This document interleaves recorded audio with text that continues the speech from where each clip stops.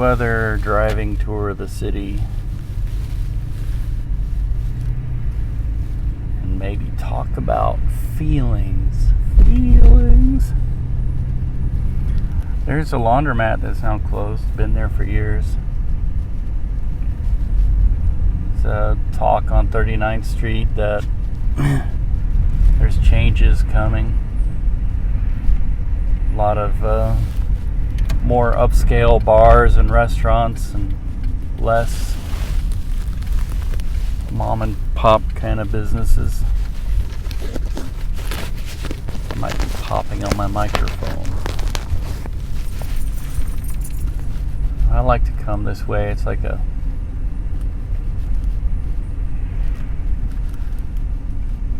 in-town drive. It's almost sort of a parkway in the country almost. Somewhere around here, I've never been. I'm showing my ignorance. But somewhere around here is Thomas Hart Benton's house. The house in the studio where he actually passed away in 1975. Now, I had just watched a documentary on him. That's how I know a little bit about him. It's quite interesting. It was a documentary done by Ken Burns. Yeah, Ken Burns has done quite a few documentaries on Americans, and he's been a busy man. He's got a big body of life's work. This is the part that's really nice right through here.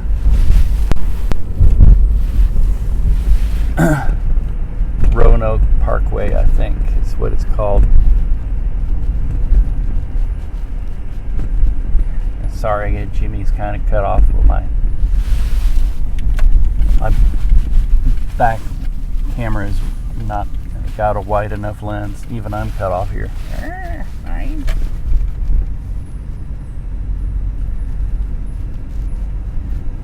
But Thomas Hart Benton, the artist,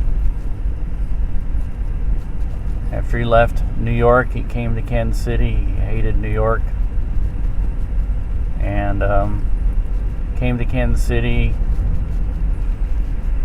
was a professor at the Art Institute. Eventually, he did something controversial, got fired from that.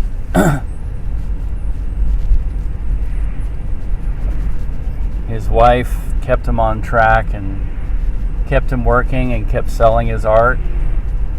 You know, he came from a school of artists that people labeled as regionalists. John Stewart Curry from Kansas, who did Tragic Prelude, which hangs up in the State House in Kansas. It's a famous picture of John Brown with a Bible in one hand, a rifle in the other, standing on the corpses of a Union and Confederate soldier and a big tornado. And it's very interesting that, you know, there was a time period when there was some gritty realism in art, and it's very interesting because, you know, it caused controversy. Like even Thomas Hart Benton, he painted a big mural in the Missouri State House in Jefferson City, and inside is pictures of prostitutes and brothels and, you know, and things like that, and people were like, oh, we don't need to see. But he showed Missouri life as it really was. It was really kind of a snapshot in time, and it's in a very stylized way. It's not a realist painting at all. It's I don't know how to describe it. A lot of people associate Thomas Hart Benton and John Stewart Curry and who was the other? Oh, Grant Hart. There's another artist they mentioned in the documentary. Grant Hart was from Iowa. And a lot of people associate their artwork with the teens, 20s, and 30s, early part of the 20th century. Kind of I wouldn't say Art Deco, but it kind of went with that style. And by the 40s and 50s, it started falling out. You know, people were going into real abstraction and abstract paint art. Anything that looked like anything on the canvas was not looked upon very favorably. And this is one of my favorite roadways. This is Southwest Boulevard, but it's also the western branch of the Jefferson Highway.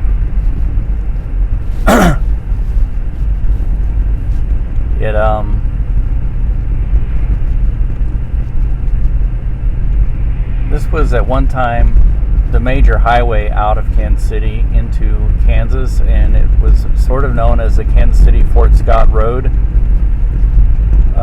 It tied together with some roads that went to between Leavenworth and Fort Scott, and in the early days of Kansas Territory, it was a military road that used to protect settlers from, as they would call them, Indian raids. And when the Indians, I'm putting air quotes in, Indians, were resettled away from the area, and Kansas Territory was opened up as a state, and bleeding Kansas and everything, and the prelude to the Civil War is pretty much the concept behind John Stewart Curry's art.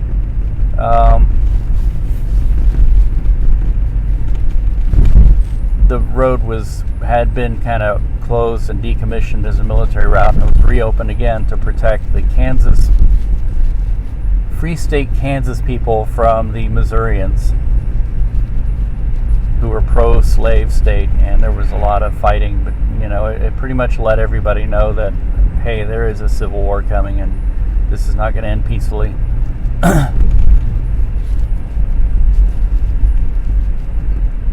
Hence, tragic prelude. And this right here is this intersection of Broadway and Southwest Boulevard is the crossroads.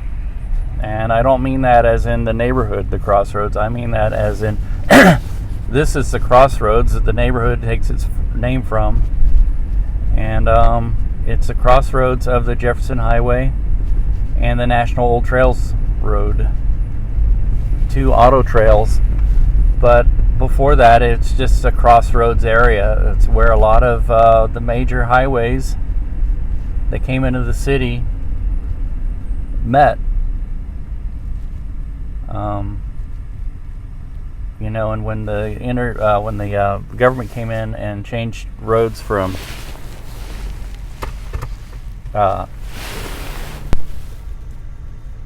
straighten up the camera. Changed roads into numbered routes. I don't think I straightened it at all. When they changed roads into numbered routes, this still was a major crossroads area. I think 40 Highway came through here. I think 50 Highway, and a lot of these roads, they have equivalent auto trail names, which are very colorful. Like 40 Highway is Victory Highway. 50 Highway out west, when we went to Yosemite, we kept running into it. It's the loneliest road. Although I can't remember exactly. Well, lots of parts of it are the Lincoln Highway. Oops, I don't know why I'm going up Baltimore. I don't need to go up Baltimore. I should turn up Main. Although Main Street is not really technically part of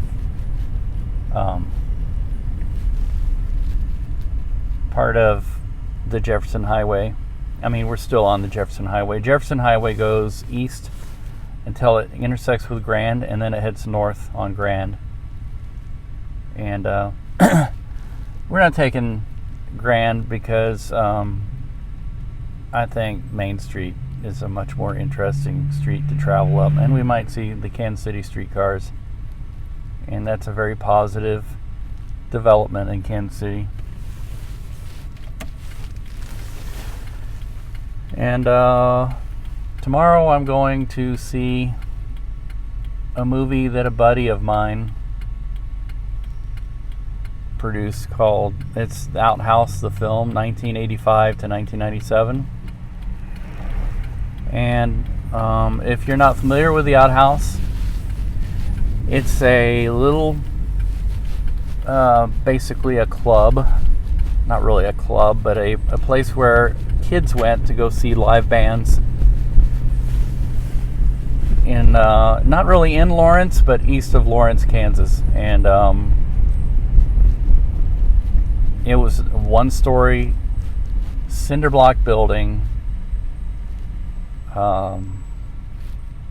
basically in the middle of a cornfield, right off an old gravel road. And it really, I'm I wasn't there, so if I get the history wrong, then please correct me and forgive me. But from what I understand, Lawrence music scene was starting. Lawrence is a college town. The music scene was starting to grow. They had the college radio station KJHK, a lot of influences.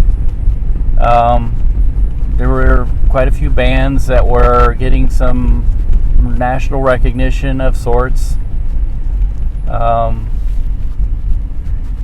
And local bands, and their lifeblood, or what kept them going, where they could play, was house parties. Well, where they were playing was in a part of Lawrence called Old West Lawrence, and the house parties, a lot of people it was gentrifying. A lot of people were moving into the old Victorian houses and fixing them up, and they didn't want noisy bands practicing and playing next door, and loud house parties and the trash and everything. So noise ordinances started coming into being and pushing the bands out of the places where they were playing in front of their audiences, so they started looking for another place to play. Well, there was this one-story cinder block building out in the country where a guy was fixing his motorcycles or whatever, and he was open to letting bands play in there, and that's how the outhouse kind of began, and it took off from there. Next thing you know, a lot of national touring acts from all over the world really were showing up there, being booked in, as the underground music scene was moving from just a little regional or local thing into a major thing that eventually took over the whole music industry. By 1989, 1990, 91, 92, it grew into something major, huge. People made millions, billions off it probably. And it was little places like the Outhouse that did it, really. It was the little venues, and it was the people who put the shows on, and the bands who really wanted a place to play and would host themselves and other bands and their friends, and it was the people, the kids, that would drive out of their little towns that didn't think much of local music or culture, and would drive hundreds of miles even to go see a band in a little one-story cinder block building. There were a couple places and a couple people here in Kansas City who, in conjunction with things that were happening in Lawrence, did things here as well. There was a VFW hall.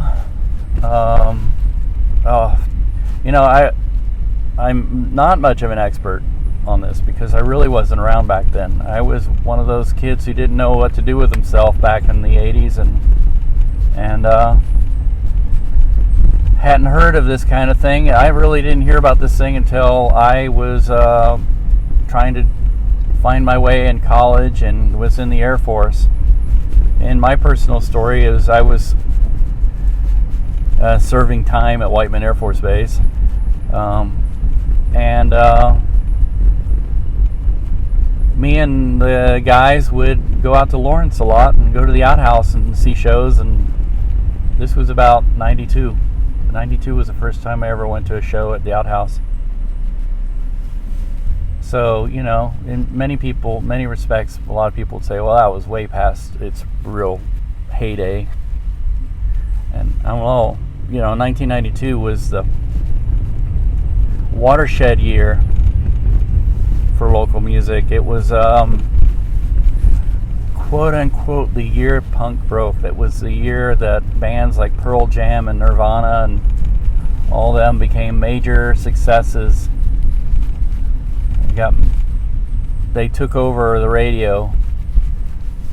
And then 93, 94, things started declining. Things started changing. They always do. Here's the streetcar. But in the midst of my, hi Stella, what you doing, Miss Stella? Uh-oh, I'm driving past the dog park, and it's too cold for them. I said the word, I'm sorry, I'm going to disappoint you guys. I can't take you out there, it's too cold, it'll freeze your toes. It won't be pleasant. We just passed through River Quay, and this is the river market. River Quay. A lot of people don't use that term anymore, River Quay. It's got some bad mojo, bad associations behind it, but to me it has good associations. There was a man who bought up a lot of property down there. His name is Marion Drizzolo. He's no longer with us, passed away. His family is still here. They're doing things in the city. But they bought up a lot of derelict old buildings down there and created a, what they call it, a new old town in Kansas City by the 60s and 70s, late 60s into the early 70s. It was a booming happening area. And unfortunately, for whatever reason, some factions of organized crime came in there, and there was what we called here the River Quay War, where buildings were bombed and people were killed, and it scared everybody away from the River Quay. And they after that they didn't want to call it the River Quay anymore. Lots of controversy to this day behind that. But if you've ever seen the movie Casino, and they start talking about the situation in Kansas City and the FBI doing a wiretap on a local mafia family and somebody going crazy about the skim in Las Vegas. Well, the wiretap was about, they talk about the homicide in Kansas City. Well, the homicide was part of the River Quay War, and the wiretap and the skim, all that stuff really did happen. It was here in Kansas City, which, Kansas City, there, I guess there's a tour you can go on that'll talk all about it. And there's another movie documentarian and author named O'Malley. I'm so sorry, my Alzheimer's kicking in. I can't remember his first name. I don't want to say it, but I know his last name is O'Malley. He's done a book and a movie called Black Hand Straw Man. Talks a lot about Kansas City organized crime history. And speaking of organized crime, Kansas City organized crime history, this neighborhood here, the northeast neighborhood, is where a lot of the supposed Sicilian mafia people lived. Now, I'm not trying to give the neighborhood a bad name. It's a wonderful neighborhood, actually. And it's where we love to go eat Vietnamese food at Vietnam Cafe. A lot of the Italians and Sicilians moved out of here. They moved north of the river, and even at the time of the River Quay War, a lot of them were living north of the river. And what has taken their place ethnically in this neighborhood are Vietnamese. And it's a great neighborhood for a lot of things. Wonderful neighborhood, close to downtown. We're back on the Jefferson Highway, by the way. I skipped over the grand parts. And here's the Armour Swift Burlington Bridge. It was the first automobile bridge across the Missouri River in Kansas City. And it's very interesting in that it's a double-decker bridge. The upper level was for cars and the lower level was for trains. And the cars actually went on the outside. The original plan of the bridge was for horse carriages and foot traffic to cross on these decks that were on the outside of the bridge, on the outside of the support trusses. And I'm not sure, there may have been a lane or two inside as well. But it was really, a lot of people described it as really scary because you had to swerve to avoid, and it really wasn't built for the speeds of cars after the 1920s. They still use the bridge for train traffic. They took the decks off for the auto traffic in 1987 when they built the bridge we just crossed over, which is Heart of America Bridge. And now we're in a totally different city. This is North Kansas City, Missouri. And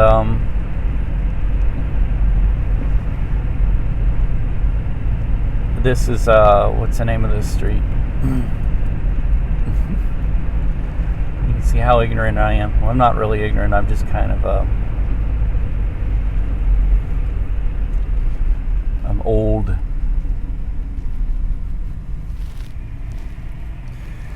That's obviously the main street out of downtown, and it's Armour Swift Burlington, actually named after some of the businesses here, like Armour. Everybody knows Armour Meats. Swift, I believe, is a shipping trucking company, and Burlington, I believe, is the Burlington Railroad, which is now known as Burlington Northern Santa Fe, after many mergers. And their major railroad yard is to the west of us here, just about 2 blocks west of us. And North Kansas City is a separate town, and I didn't want to say it. I knew it was on the tip of my tongue. I just didn't want to be inaccurate. This is Burlington Street. Duh.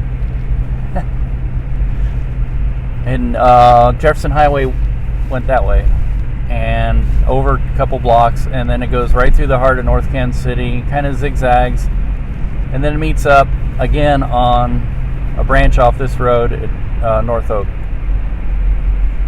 and heads north. Eventually it splits at Trimble, Missouri, and I did a video where I head west. I also did another video where I head north, so I explored parts of both branches. I have not followed the northeast branch, or the St. Joseph branch northeast of St. Joseph very far. Ran out of time. I will do that someday.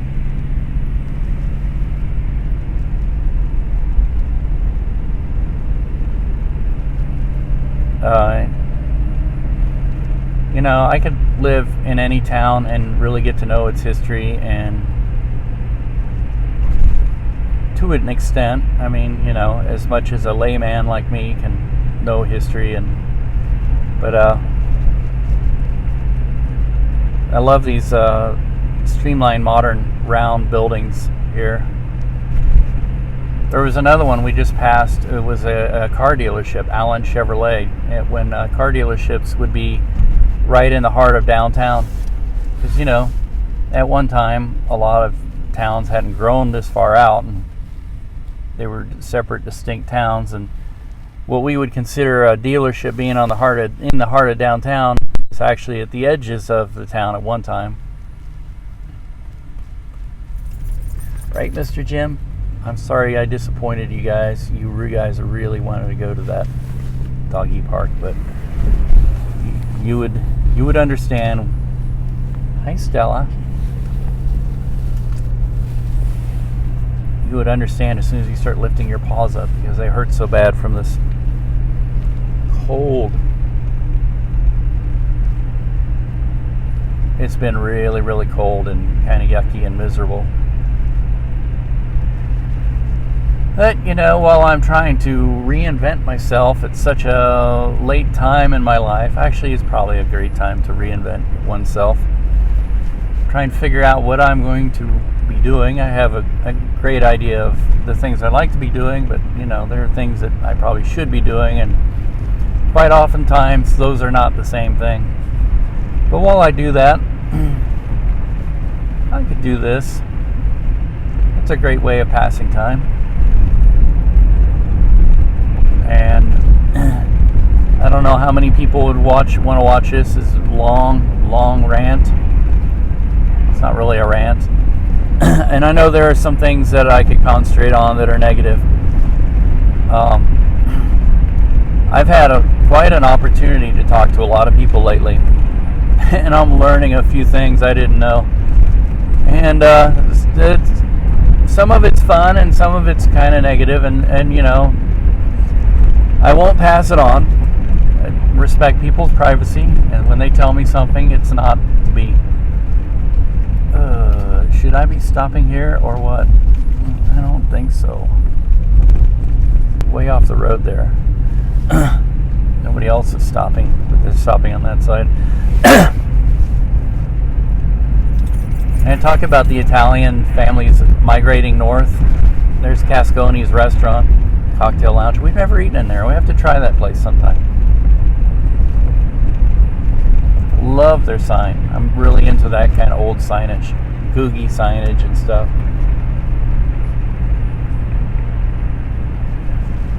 I could tell you things that are possibly urban legends. Italian, you know, I'm half Italian, and it really is unfair to associate Italians with mafia, Italians and Sicilians. Most people who work and live in Italian, I have to qualify what I'm saying, because it sounds like I'm going into that negative stereotype about Italians and Sicilians. But most people who are of Italian ancestry don't have mafia ties. It's just a few, minority really. But having said that, one of the urban legends I heard was that, and I heard this from a realtor, was that supposedly when two members of the Italian mafia moved north into the suburban Northland up here, they bought houses that were next to each other, or they built houses that were next to each other, and they had tunnels built between the houses. And the tunnels were that if something were to happen, like somebody were to come visit them at their home, an unwelcome guest, like the police raiding or a hitman or something, then the tunnels were escape tunnels, so they could run to the other house and get out with their lives or not get arrested or whatever. And so I think that was the urban legend part, and the part of the realtor told me was that she actually went in the houses, and there were places in the walls that were sealed up, which lends credence to that urban myth or legend that really did exist, that there was some sort of mystery as to why the wall had been cut and then sealed, and she believes there at one time there was a tunnel from the basement leading to the basement of another house. Take that for what it is. Interesting anecdote. Maybe somebody could confirm or deny that. We are going to get some hot bread. We are in North Oak. We're still in Kansas City. There's a couple of little towns up just directly north here that are so little. Somebody was saying they got a speeding ticket. There actually was a cop for one of these little towns. They got a speeding ticket. So that when they went to go pay their speeding ticket, the city hall was essentially a tiny little suburban house, and they went into the basement. And it was so rinky-dink. I mean, by little town, I mean like just a couple of blocks. And there's like 3 or 4 of them. Like their names are Oakview, and you know, all named off of like North Oak. This is essentially the Jefferson Highway through here. And when it was the Jefferson Highway, Gladstone, the town of Gladstone didn't exist. Gladstone is not a little town, but it's a landlocked town. It's surrounded by Kansas City. It did not exist. It was known as Linden. And a lot of these little towns existed before the highway because there was a rail line that ran up, I believe, to St. Joseph, and I can't think of the name of the rail line, but it was essentially almost like a streetcar that ran back and forth.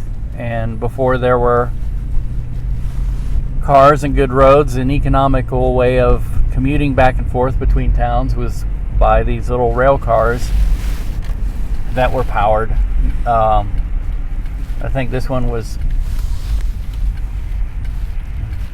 when they stopped running them, they were powered by a gasoline engine. So anyways, this has run really long, and so I'm going to end it as we go in and get some bread. Actually, I go in because the doggies aren't allowed. Woohoo! So anyway, see ya!